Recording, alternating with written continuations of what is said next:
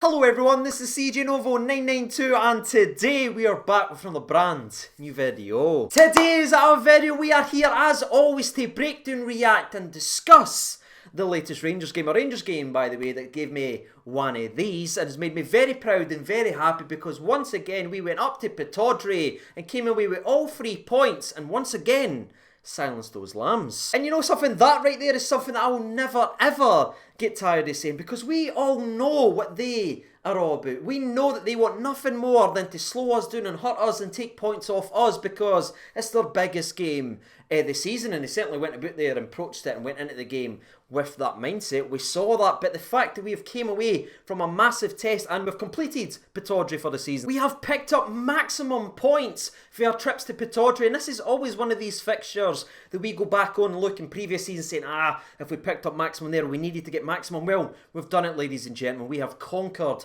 Pittodrie, and now we sit with our 15th win in a row, making it 45 points out of a possible 45 since we drew 2 each with Hibs at Easter Road in September. That right there is absolutely incredible, and it's baffling because you keep seeing, you keep hearing, you keep reading that teams have figured Rangers out. Rangers are playing poorly. Rangers are on a dip. Well, you know what? If this is us gone down, winning 45 points out of a possible 45, I can't wait to see what it looks like when we are on our way up. Speaking of up, however... How am I going to transition this? I don't have any Scooby-Doo, ladies and gentlemen. I'm just going to say, if you enjoy the channel, why not help the channel out by hitting that subscribe button? I know it's cheap and I know it's a sellout, but we're trying to reach a 55k dream, so if you could help out, that'd be greatly appreciated. But 10-pot YouTube hangs to one side, let's get in to the game recap then, shall we? Because I think if you go ahead and look at the starting 11 from a Rangers perspective, every person watching today's video would have been able to pick that starting 11 man for man. It was obvious how we were going to go into this game, but I've got to be honest, I was very surprised at how Aberdeen set up in this game. Obviously, we broke down in yesterday's preview video, they have tried playing Main and Cosgrove up front together, and it has worked, but I didn't expect to see that versus Rangers because they didn't really seem to go out and do that versus other teams for Glasgow, so I thought it'd be a wee bit more of a part the bus Aberdeen side, but they well and truly came into this game taking the handbrake off and trying to push Rangers, maybe try and carbon copy what Celtic were able to do in the Old Firm game with the high press and the 2 up front and all that malarkey. But it's got to be said, ladies and gentlemen, the first 10 minutes of this game of football, it was probably the best 10 minutes of Scottish football so far this season in terms of just going back and forth and back and forth. There was some brilliant stuff actually played, because I honestly can't think of one game of football at all this season that there was a clear-cut goal-scoring opportunity for both sides in the first 1 minute and 38 seconds in this game. It was absolutely bonkers, ladies and gentlemen. The first one is just a simple long ball up behind Ash Taylor. We know he's got a mistake in him. Alfredo Morelos actually anticipates it perfectly. It drops to him one-on-one with the goalkeeper, but he tries to kind of half volley it, maybe try and chip the goalkeeper, but he completely scuffs it and you're like, oh, no, at Pittodrie, Alfredo, we need you at Pittodrie. Well, Alfredo Morelos certainly was there, but we'll get to that in a couple of minutes because, as I said, it was back and forth in the first 10 minutes as less than a minute after Morelos had the opportunity, Cosgrove had a goal-scoring opportunity as well as Balogun loses the flight of the ball. Cosgrove is running powerfully going forward. I think Connor Golson actually does pretty well here now. I know he doesn't like get to it or block the ball, but it kind of forces him to go left because he slides, because he commits to the blocking. That pushes Cosgrove onto his left foot, and when it's on his left foot, that usually means it's going high, wide, and very handsome, you know, for us. But that kind of tennis back and forth was actually well and truly underway in the 10th minute. You went, Hadji was very close to a wonder goal, and that's what that kid is all but you see, as soon as he touches it inside, you know he's hitting it, and yes, it doesn't go in, but I couldn't care less. As long as he's willing to keep trying that, it will eventually make a difference in a game, and he was very unlucky. But there was more brilliance play when you jump over to the 20th minute, and I thought for the first 10 minutes it was back and forth, both teams were in it, but from about the 11th minute onwards, I think Rangers really started to take the control of the game, and I think they realised that, Aberdeen are actually leaving men forward and pressuring, so if we play quickly, there's space there, and I think we started to exploit that. So from about the 11th minute right up to about the 25th, it really was beginning to be the Rangers show. And you know, son, I think that statement right there is backed up because in the 23rd minute, we were so dominant on the ball, and it was about 4 minutes of us just passing and slicing and dicing and prompting and probing, and it eventually went out wide, and Alfredo Morelos with such a beautiful ball in behind the left back for Aberdeen, and it gives Barisic a chance to whip it in. He tries to get on to Hadji kind of flicks it on, it drops to Ryan Kent inside the box, he sits the defender down, gives Joe Lewis the eyes, rolls it the other way. But unfortunately, Johnny frickin' Hayes and his Johnny frickin' Hayes face is there for yet another goal line clearance. I'm sick to death of both of them. That face and the goal line clearances. But after that fantastic block from Johnny Hayes, thankfully we didn't have to wait too long for another opportunity. As I said, this was kind of the Rangers show at this point because less than 2 minutes after that, we were once again bossing the play, and it's a wonderful bit of build-up play between Joe Aribo and Alfredo Morelos. See, the little give and go, it gives Alfredo Morelos down the left-hand side of the box, in on the goalkeeper, and Hedges tries to jump over him, I think, but clearly catches Morelos, and it brings him down, and it's a penalty kick and a red card. Now, I've seen some people question it, and I've seen Diddy pundits for you-know-who and you-know-who trying to argue this case, but the letter of the law is with the old double jeopardy rule that some people are actually misquoting. If you make a play on the ball and you give away a penalty, that's the double jeopardy. You didn't get sent off. In that case, usually, at least, I don't know what's going on down south, the new with VAR or anything like that, but that's usually the case. But Hedges makes no play on the ball, and he takes Alfredo Morelos out, denying a clear goal-scoring opportunity, which, by the letter of the law, is a red card. So I don't know why people are greeting about it. Does the rules only matter when it's no against Rangers? Can you not just point to say, well, it's the letter of the law? No? Okay. Like, is the challenge a big dirty one and he fully deserved a red card? No, but the letter of the law is the law, ladies and gentlemen. And just because it happened against Rangers doesn't mean it shouldn't be put forward. So the referee actually got this one right. And then you're looking at Tavernier coming up to step up to take this, and you're looking at 9 for 9. Tavernier's gone for 10 in a row. He steps up, sends the keeper the wrong way, but he rolls it wide. And you sit back thinking, Jesus, man, even Tavernier isn't getting 10 in a row this season. We can laugh about it now, ladies and gentlemen. The game's done and 3 points are in the old bank. But after that miss from Tavernier, it was actually Aberdeen that created the next opportunity in the game. After Wright, who we spoke about a lot in yesterday's preview video, he's a very, very talented winger. He actually skins Barisic, he nutmegs him, and he's got an opportunity. He's got Cosgrove and Main. He tries to pick out Main, but Alan McGregor is there.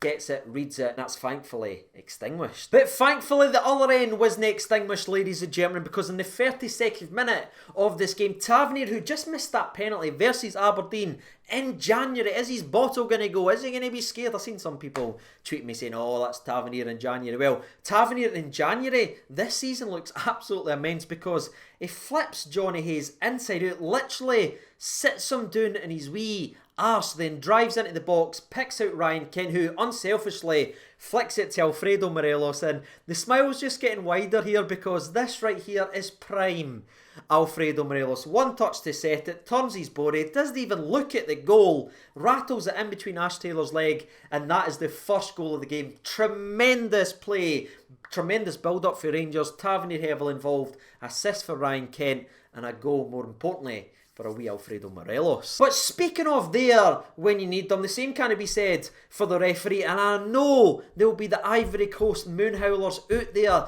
foaming at the mouth because there was a red card and a penalty given to Rangers, but anyone who actually watched this game knows for the remainder of the half, the referee done his absolute best for Aberdeen because he misses a clear handball from Ferguson. Now, I'm not 100% sure it was actually inside the box. I'm not going to go out and say that. I think it had his foot on the line, and if he's on the line, it should be a penalty, but I'm not 100% sure. But even in that, it's at least a free kick, but there can be no complaints and no arguments for the next talking point because it's an absolute shocker from Curtis Main. Now, the ball's bouncing, right, and yes, he's got every right to go for it, but he didn't go for it like that. He comes in, studs high, and absolutely crunches Barisic's shin.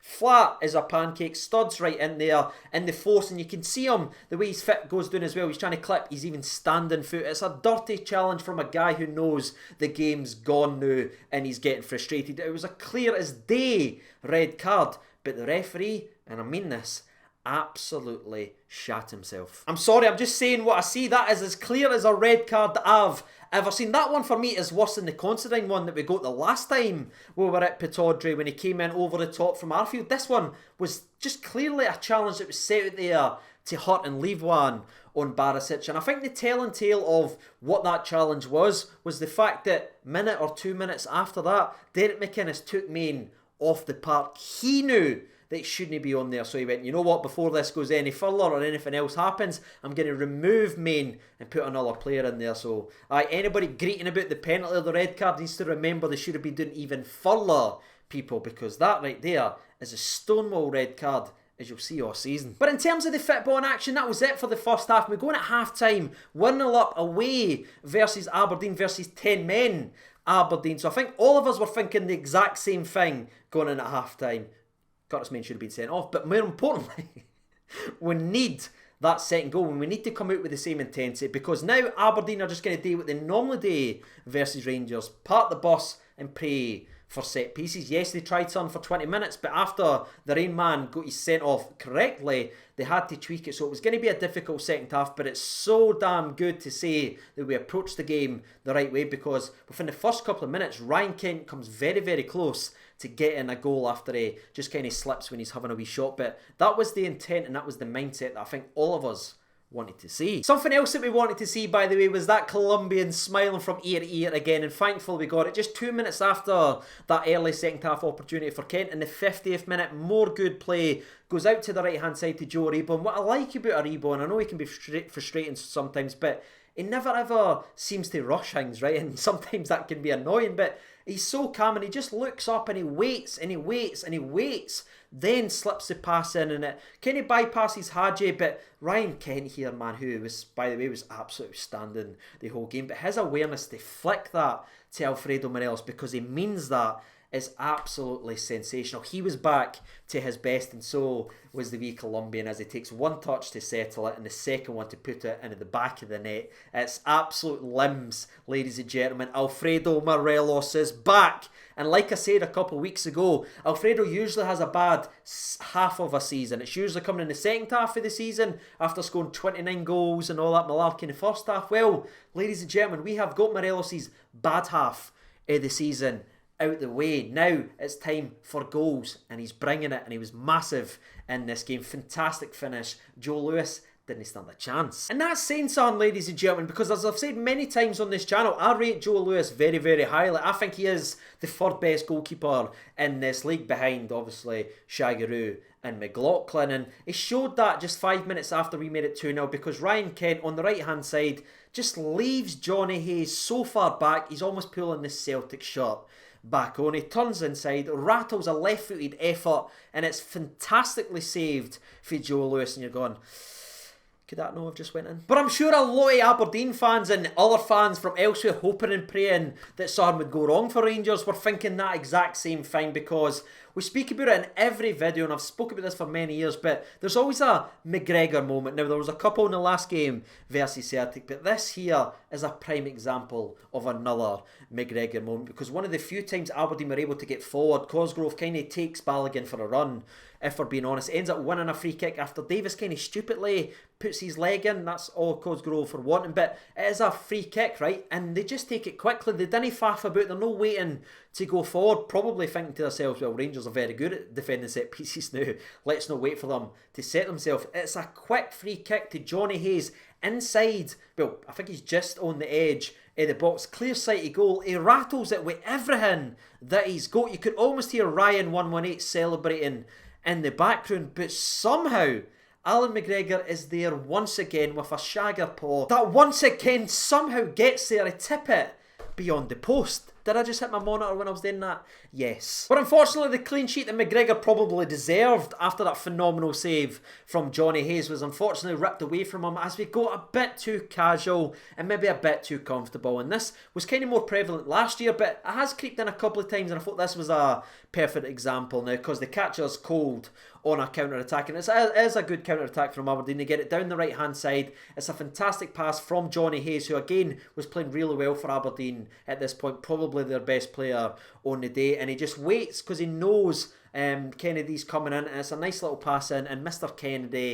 Kennedy unfortunately slaps it after giving Al McGregor the eyes and sending him the wrong way, and that makes it 2-1. Now, I know a lot of people was looking at Tavernier here and screaming that Tavernier's too far forward and everything like that, and agreed, it is a pain in the arse when you go back and you look at it, but you also have to kind of appreciate how we play as a football team. Now, again, we are 2-0 up and cruising, why not just sit back and see the game out? Agreed, understand that, but we've got a way of playing, ladies and gentlemen, and that is the full-backs going forward, and I actually think it's more so on Joe Aribo than Tavernier, and again, I'll probably get crap for that, but you think about it, normally we've got one holding midfielder on that side covering for Tavernier in case there is a counter-attack, and you saw it a couple times in the game as well when Barisic went forward. Kamara was just slotting in and protecting that side, and young Joe Aribo, again, I absolutely love the boy, but he's not naturally a CDM, he's not really got that mind. I didn't think he identifies it quickly enough, and he actually gets caught out as well as obviously Tavernier, who's very far up in the park. But I think that is a wee bit of a mixed effort there. I'm not just going to blame Tavernier and say, oh, terrible defensively